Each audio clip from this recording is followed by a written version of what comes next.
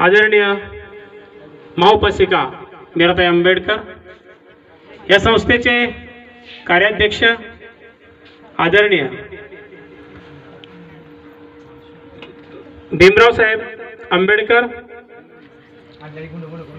तसेच या संस्थेचे कायदेशीर सल्लागार श्रद्धेय बाळासाहेब तथा प्रकाशजी आंबेडकर साहेब या सर्वांच्या अश्वतीने चाललेल्या धम्मकार्यास मी पंचांग प्रणाम करतो। जळगाव जिल्ह्यामध्ये जामनेर तालुक्यात ज्यांनी खऱ्या अर्थाने धम्म चळवळ गतिमान केली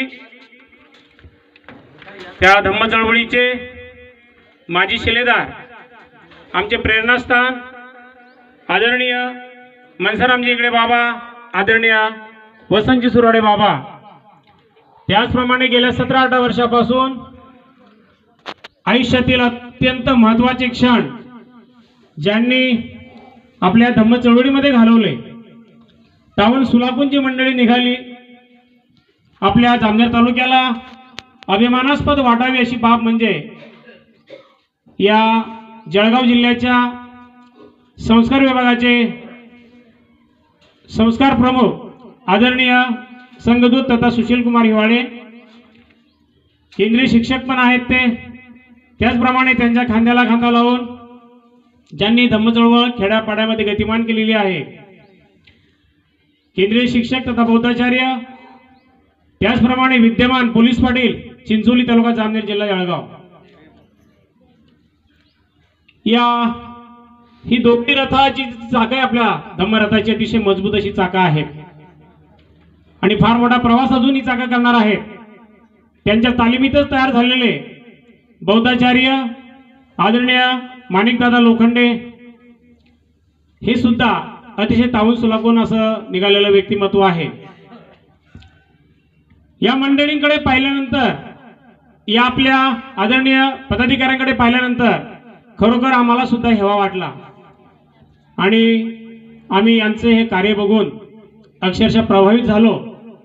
आणि मी असेल, आपल्या या संस्थेचे तालुक्याचे हिशोब तपासनीस असतील आदरणीय निवृत्त पेसा युवराज जायरे साहेब, त्याचप्रमाणे चिंचोली या धम्मनगरीतीलच आदरणीय रतनदादा साळवे, त्याचप्रमाणे आदरणीय आमचे मगरे दादा, तायडे दादा रांजणीवाले, त्याचप्रमाणे आमचे तालुका अध्यक्षांचं नाव नेहमीच माझ्या मुखातून उशिरा येतं आणि म्हणून बऱ्याच वेळा ते उशिरा मजा म्हणजे मस्करीने म्हणतात की सर तुम्ही मला अजून तालुका अध्यक्ष म्हणून स्वीकारलेलंच नाहीये।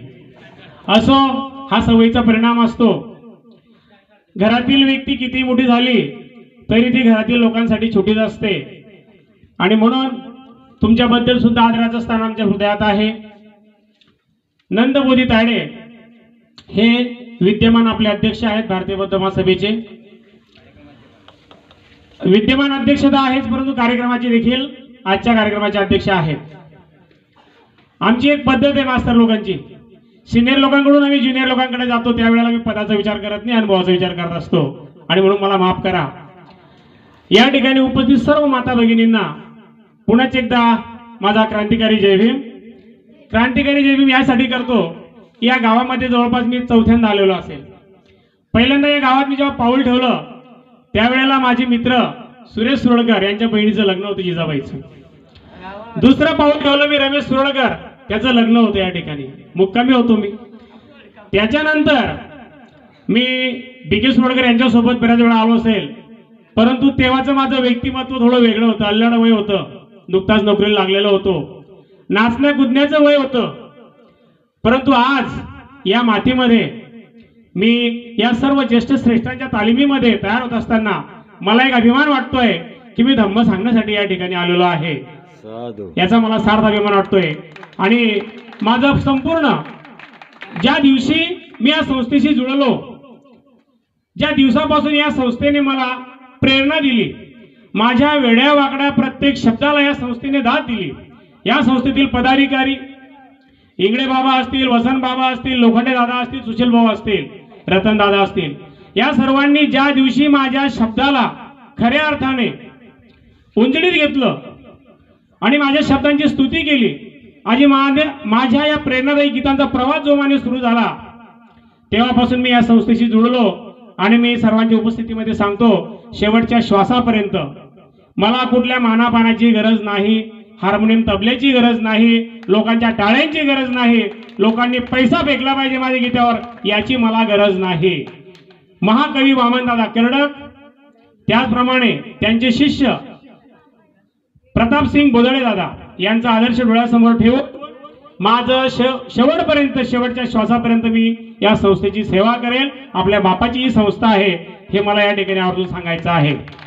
आणि म्हणून सर्व माता भगिनींना सुद्धा मला धन्यवाद द्यायचे आहेत की आमच्या बांधवांपेक्षा तुमची संख्या जास्त आहे, कारण तुम्हाला संस्कार घडवायचे आहेत. आम्ही कमाई करून आणून तुमच्या हाती देतो, परंतु त्या कमाईची विल्हेवाट लावणं तुमच्या हाती आहे. आणि म्हणून अशा माता भगिनी किती महान आहेत, किती ग्रेट आहेत, ते जर तुम्हाला ऐकायचं असेल तर उद्या जामनेरच्या कार्यक्रमामध्ये या. अतिशय सुंदर अशी गीताची रचना मी केलेली आहे. भारतीय बौद्ध महासभा म्हणजे आयऱ्या गेऱ्या नथू खैऱ्यांची संस्था नाही. ज्या बापाने बोधिसत्व म्हणून या पृथ्वीवर जन्म घेतला, ज्या बापाने संपूर्ण आयुष्य स्वतःच्या लेकरांची काळजी न करता या कोटी कोटी लेकरांसाठी आपला रक्ताचा थेंब, आपला प्रत्येक क्षण आणि क्षण वाया घालवला, त्या बापाने स्थापन केलेल्या संस्थेचे आपण अनुयायी आहोत, त्या संस्थेचे आपण पाईक आहोत.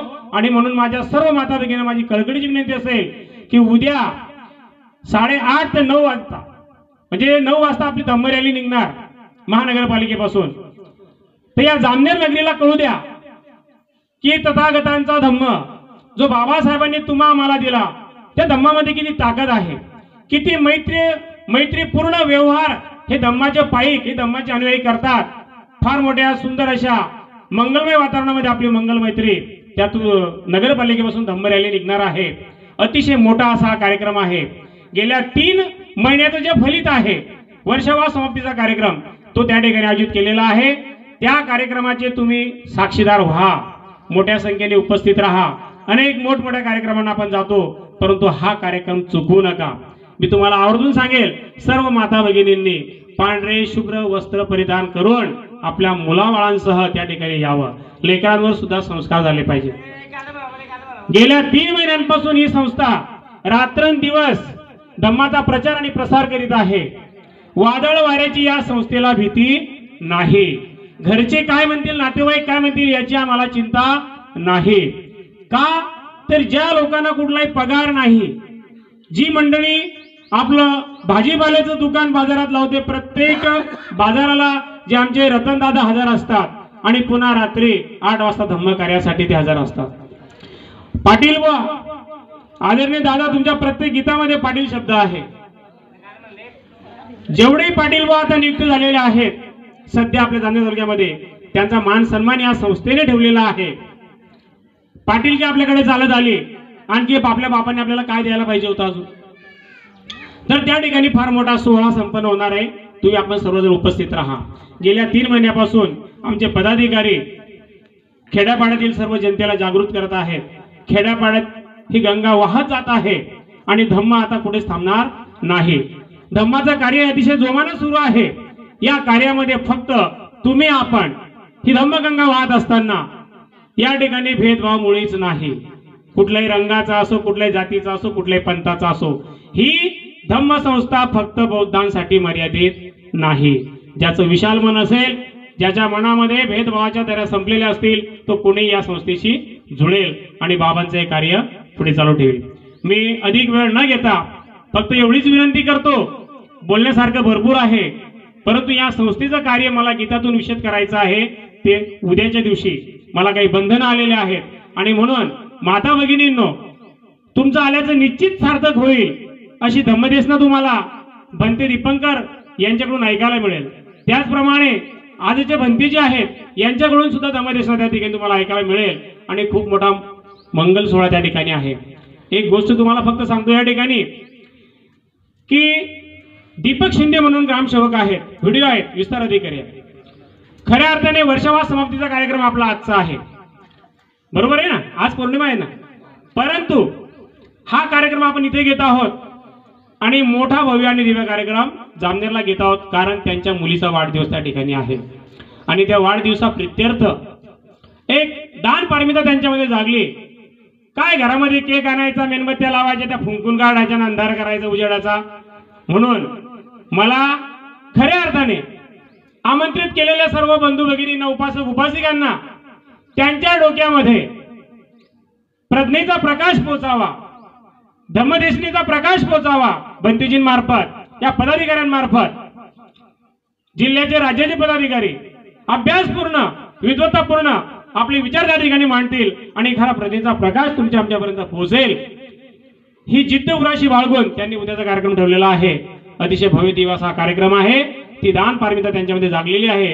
तर आपण सर्वांनी त्या ठिकाणी येऊन अनुमोदन द्यायचं आहे, उपस्थिती द्यायची आहे. सर्वांनी 9 वाजता 8:30 पर्यंत न चुकता त्या ठिकाणी हजर राहा. धम्मदीक्षेच्या वेळेला लोक 3, 4, 5 दिवसापासून उपाशी पोटी वाळलेल्या भाकरी, बाशी भाकरी घेऊन बाबांच्या धम्मदीक्षा सोहळ्याला उपस्थित होते. आपल्याला तेवढे कष्ट घ्यायचे नाहीत. सर्वांनी मोठ्या प्रसन्नतेने उद्या उपस्थित राहायचं, एवढंच मी या ठिकाणी सांगेन. बोलण्यासारखं भरपूर आहे, परंतु सर्व पदाधिकारी या ठिकाणी बोलणार आहेत, म्हणून मला जेवढं सांगायचं तेवढं मी या ठिकाणी सांगितलं. एवढं बोलून या ठिकाणी मी पुढेच सर्वांना माझा मानाचा जय भीम. धन्यवाद. खरोखर धन्यवाद गुरुजी. या ठिकाणी आपण कमी वेळामध्ये मी ह्या संस्थेची कसा जोडलो, कारण भारतीय